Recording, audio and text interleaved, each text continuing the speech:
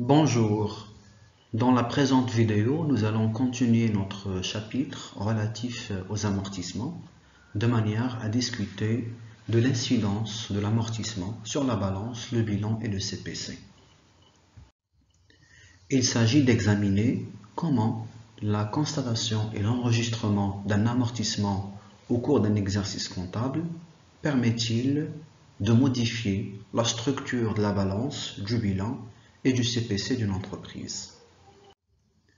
Commençons donc par l'incidence comptable sur la balance. Donc en cas d'amortissement linéaire, toujours on distingue une balance avant inventaire et une balance après inventaire. Rappelez-vous, nous sommes dans une logique de travaux de fin d'exercice et l'objectif ultime consiste à établir les états de synthèse à la fin de chaque exercice comptable. Pour cela, l'entreprise doit réaliser certains travaux d'inventaire. L'amortissement constitue la première forme des travaux d'inventaire qui a pour but de constater la dépréciation des immobilisations de l'entreprise. Et donc toujours le point de départ, c'est la balance avant inventaire. Donc en matière de structure de la balance avant inventaire, toujours au 1er janvier de l'exercice en question, donc vous aurez dans un premier temps les valeurs d'origine, comme vous voyez ici sur l'écran, les valeurs d'origine des immobilisations enregistrées et le cumul d'amortissement constaté sur les immobilisations jusqu'au début de l'exercice en question, c'est-à-dire 31/12 N-1, c'est le début de l'exercice N, le 1 janvier N. Une fois donc on va constater l'amortissement au cours de l'exercice en question, donc l'amortissement va modifier la balance à deux niveaux. Dans un premier temps, vous allez augmenter le cumul d'amortissement de manière à rajouter la dotation supplémentaire que vous avez constatée au cours de l'exercice. Donc là, vous aurez un cumul d'amortissement à la fin de l'exercice, 31/12N, et vous allez constater un compte spécifique, le compte charge 619, qui renvoie à la valeur de la dotation d'exploitation que vous avez enregistrée au cours de l'année en question. En cas d'amortissement dégressif, nous avons donc deux possibilités. Lorsque l'amortissement fiscal est supérieur à l'amortissement économique, cela va se traduire par la présence d'une dotation supplémentaire qui est appelée dotation non courante. Lorsque l'amortissement fiscal est inférieur à l'amortissement économique, là on aura une reprise non courante. Donc commençons par le cas où l'amortissement fiscal est supérieur à l'amortissement économique qui va se matérialiser par, bien entendu, la présence de dotations non courantes. Donc là, toujours, vous aurez le compte provision pour amortissement dérogatoire. Rappelez-vous, quand on a l'amortissement fiscal supérieur à l'amortissement économique, vous devez impérativement débiter le compte dotation non courante et créditer le compte provision pour amortissement dérogatoire. Et donc, sur la balance avant inventaire, au début de l'exercice N, vous aurez donc la somme, le cumul d'amortissement dérogatoire jusqu'à 31/12 N-1, c'est-à-dire le 1-1, l'exercice N, début de janvier.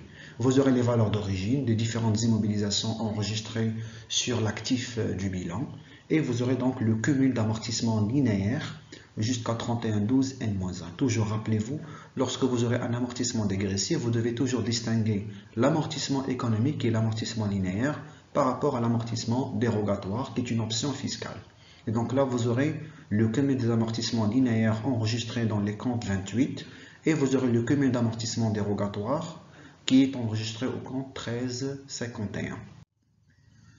Une fois donc on constate l'amortissement au cours de l'exercice, donc on va alimenter à la fois le compte 1351, dotation aux amortissements dérogatoires, donc les provisions pour amortissement dérogatoire, qui va être cumulé par les valeurs des amortissements enregistrés au cours de l'exercice. Vous allez aussi alimenter l'amortissement linéaire, 28, les rubriques 28, et par la suite vous constatez l'équivalent des deux dotations que vous allez enregistrer d'une part dans le compte 619, dotation d'exploitation aux amortissements pour la partie linéaire ou économique et 65 941 pour la partie dégressive dérogatoire, dotation non courante pour amortissement dérogatoire. Et là vous allez constater les deux dotations que vous devez enregistrer au cours de l'exercice. Bien sûr, lorsqu'on a un amortissement fiscal supérieur à l'amortissement économique qui va traduire une dotation supplémentaire que vous allez enregistrer dans le compte 65 941. Une fois donc l'amortissement économique deviendra supérieur à l'amortissement fiscal, donc là on aura une reprise bien entendu non courante sur amortissement dérogatoire, vous devez débiter le compte 1351, provision pour amortissement dérogatoire, et vous allez remplacer le compte 65 941 par le compte 75 941 qui va matérialiser la présence d'une reprise non courante sur amortissement dérogatoire dans la balance après inventaire. Passons à l'incidence comptable sur le bilan. En cas d'amortissement linéaire, le bilan mentionne les informations suivantes. Nous avons donc dans la partie active l'ensemble des immobilisations enregistrées avec la valeur brute, c'est la valeur d'origine, qui a été enregistrée à l'entrée.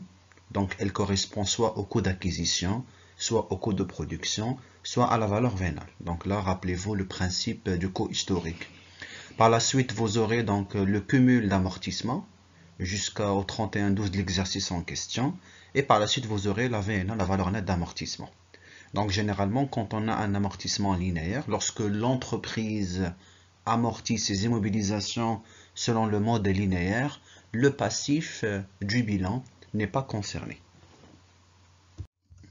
Alors que en cas d'amortissement dégressif, vous avez déjà remarqué que lorsque l'amortissement fiscal est supérieur à l'amortissement économique, on crédite le compte provision sur amortissement dérogatoire, et lorsque l'amortissement fiscal est inférieur à l'amortissement économique, vous allez débiter le compte provision sur amortissement dérogatoire. Donc dans les deux cas, vous avez un compte qui sera impacté. Et c'est pour cela qu'en cas d'amortissement dégressif, vous aurez à la fois une modification au niveau de l'actif à travers le changement du cumul d'amortissement et la valeur nette d'amortissement, et en même temps vous aurez le compte provision réglementée qui intègre le sous-compte provision pour amortissement dérogatoire, qui sera aussi donc modifié en intégrant le cumul d'amortissement dérogatoire au 31/12 de l'exercice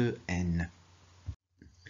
Sur le plan du CPC, donc là quand on a un amortissement linéaire, il est clair que le compte de produits et charges doit contenir les dotations d'exploitation aux amortissements, le compte 619, en intégrant bien entendu uniquement la dotation de l'année en question, de manière à respecter le principe de la spécialisation des exercices ou l'indépendance des exercices. Là encore, quand on a un amortissement dégressif, donc nous avons deux possibilités. Lorsque l'amortissement fiscal est supérieur à l'amortissement économique ou linéaire, vous aurez une dotation supplémentaire appelée dotation non courante, de telle sorte que le CPC va à la fois intégrer les dotations d'exploitation aux amortissements pour la partie normale ou économique ou linéaire, et vous rajoutez la rubrique 659 correspondant aux dotations non courantes que vous devez aussi intégrer pour enregistrer la dotation supplémentaire. Alors que lorsque l'amortissement fiscal est inférieur à l'amortissement linéaire, dans ce cas, le CPC apparaîtra une dotation d'exploitation aux amortissements pour la partie linéaire et économique, complétée bien entendu par la reprise non courante sur amortissement dérogatoire en intégrant la rubrique 759. Voici donc une application. Donc vous avez un matériel de transport qui est amortissable sur 5 ans avec un prorata, et par conséquent vous aurez 6 périodes comme vous voyez sur l'écran. Vous avez la première année avec 3 mois et la dernière année avec 9 mois. Vous avez la base d'amortissement, le taux d'amortissement, les dotations calculées, le cumul d'amortissement et la valeur nette d'amortissement. Donc sur la base de ce tableau, on vous demande de présenter l'extrait de la balance, du bilan et du CPC. Donc voilà, en matière de balance, avant inventaire, donc on va intégrer uniquement la valeur d'origine, donc 23,40, et le cumul d'amortissement jusqu'au début de l'exercice 2004. Donc là, on a une balance pour l'exercice 2004, mais avant inventaire, c'est-à-dire le 1er janvier 2004, vous allez prendre le cumul d'amortissement jusqu'à 31/12/2003, avec bien entendu la valeur d'origine qui ne change pas jusqu'à la cession de l'immobilisation ou bien lorsque l'immobilisation est totalement amortie. La balance après inventaire donc va intégrer l'amortissement correspondant à l'année 2004. Donc là, comme vous voyez sur l'écran, vous avez la valeur d'origine qui ne change pas tout au long, bien entendu, de la période d'amortissement. Vous avez le compte 2334, amortissement de matériel de transport, qui va être modifié en rajoutant la dotation aux amortissements qui concerne l'année 2004. Donc on avait 45 000 auparavant, auquel on rajoute 36 000 relatifs à la dotation d'exploitation. Et donc là, vous aurez 81 000. Et enfin, vous allez mentionner le compte dotation d'exploitation 36 000 qui sera bien entendu imputé au niveau du CPC de l'entreprise. Ainsi, donc, le bilan après inventaire se présente de la manière suivante. Donc, au 31/12/2004, vous aurez la valeur d'origine, le cumul d'amortissement qui sera modifié et la valeur nette d'amortissement qui est la différence. Et au niveau du CPC, vous devez figurer la dotation d'exploitation correspondante à l'exercice en question. Deuxième application, en cas d'amortissement dégressif, donc vous avez une installation technique, bien sûr qui est amortissable là encore sur 5 ans, avec un prorata. Et donc là, vous aurez 6 périodes. Première annuité sur 3 mois, dernière annuité sur 9 mois. Vous avez les différents taux retenus appliqués, les dotations calculées, le cumul d'amortissement et la VNA. On vous demande là encore de présenter l'extrait de la balance, du bilan et du CPC. Au 31/12/2003, donc là ici, 31/12/2003, à la deuxième période, et au 31/12/2005, c'est à la quatrième période ici. Pour 2003, donc balance avant inventaire, donc c'est au début janvier 2003, le 1 janvier 2003. Et donc là, vous allez prendre ici le cumul des amortissements jusqu'à 31/12/2002, c'est donc 18 000, qui sera enregistré dans le compte 1351, provision pour amortissement dérogatoire. Rappelez-vous toujours, lors des premières années, en cas d'amortissement dégressif, vous aurez toujours une dotation fiscale supérieure à une dotation linéaire. Et par conséquent, vous aurez toujours une dotation non courante qui se matérialise par le crédit du compte provision pour amortissement dérogatoire. Donc là, vous avez la valeur d'origine, installation technique 2331. Et par la suite, vous avez le cumul d'amortissement linéaire 18 000.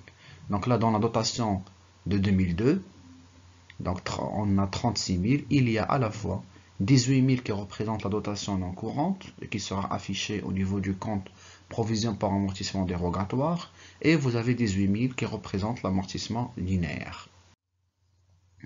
Après inventaire, vous allez modifier le compte 1351, provision par amortissement dérogatoire, de manière à rajouter à la fois, donc là vous avez ici le détail, la dotation dérogatoire 2002 plus la dotation dérogatoire 2003. Donc on avait 18 000, on avait une dotation supplémentaire de 57 600, et à partir de là vous aurez un compte provision par amortissement dérogatoire de 75 600. La valeur d'origine ne sera pas modifiée. Le cumul d'amortissement ici 2333, cumul d'amortissement linéaire. Donc on avait bien entendu dotation linéaire 2002, 18 000. Et on a rajouté 72 000, c'est la dotation linéaire de 2003, soit donc 90 000. Et en contrepartie, vous devez bien entendu mentionner les deux comptes qui vont être affectés au niveau du CPC. 61 933, dotation d'exploitation aux amortissements des installations techniques, matériels et outillages, 72 000, c'est l'amortissement linéaire. 65 941, c'est la dotation supplémentaire, dotation non courante pour amortissement dérogatoire, 57 600, puisque ici on avait un amortissement fiscal supérieur à l'amortissement économique. En 2005, donc là encore de la même manière, vous avez 1351, vous allez prendre le cumul d'amortissement jusqu'à 31/12/2004, avant inventaire de 2005, vous aurez la valeur d'origine, et là vous aurez donc le cumul d'amortissement linéaire avant, bien entendu, 31/12/2005, c'est-à-dire au début de janvier 2005, c'est-à-dire fin 2004, 31/12/2004.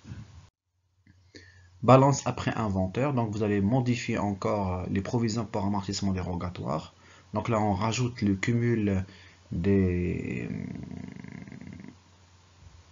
amortissements enregistrés. Donc là, comme vous voyez, on avait 25 340 c'est une reprise non courante, et par conséquent, ce compte sera diminué, puisque quand on constate une reprise, c'est un compte accrédité par le début du compte 1351, provision par amortissement dérogatoire. Et donc là, le solde du compte 1351 sera revu à la baisse en le débutant. Par la suite, ici, vous aurez le cumul d'amortissement, vous intégrez la dotation normale, 72 000, l'amortissement linéaire qui est constant, et par conséquent, la valeur d'origine, voilà, sera inchangée. Donc voilà, schématiquement, on présente le compte 1351 avec les différents mouvements qu'elle a enregistrés en matière de crédit et de débit, en tenant compte des différentes périodes, 2002, 2003, 2004, et là vous aurez le solde créditeur avec le solde débiteur. La différence matérialise un solde créditeur 56 016. Pour le compte 2833, donc l'amortissement des installations techniques matérielles outillage, il correspond au cumul des dotations linéaires de 2003 jusqu'à 2005, donc soit 360 000 fois 20% fois 3,25 est égal à 234 000.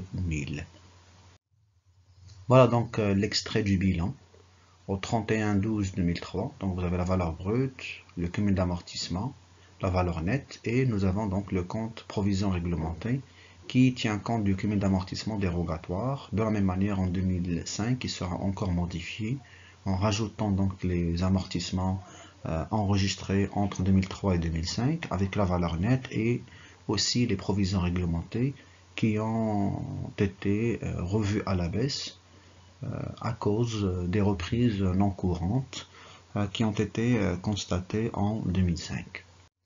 De la même manière pour le CPC, voilà, en 2003 on avait un amortissement fiscal supérieur à l'amortissement économique, donc on avait deux dotations, linéaire et supplémentaire, et en 2005 on avait donc la dotation normale, linéaire, et les reprises non courantes qui vont baisser le compte 1351, provision sur amortissement donc dérogatoire. Donc voilà, tout au long de cette vidéo, j'ai essayé de vous sensibiliser quant à l'incidence comptable de l'amortissement sur la balance, sur la formation du bilan et du CPC, de manière à comprendre le cheminement des travaux de fin d'exercice. Donc là, à travers l'amortissement, vous avez constaté son impact sur le bilan et le CPC, et c'est ce qui fait que l'entreprise est tenue de passer d'un exercice à l'autre par les travaux de fin d'exercice de manière à actualiser son bilan et ajuster la valeur du patrimoine à la réalité de l'entreprise. Voilà, je vous souhaite une excellente suite de formation et à la prochaine vidéo. Enfin, comme toujours, n'oubliez pas de commenter cette vidéo en laissant vos observations, vos remarques, vos réactions et vos questions pour pouvoir interagir ensemble. À bientôt.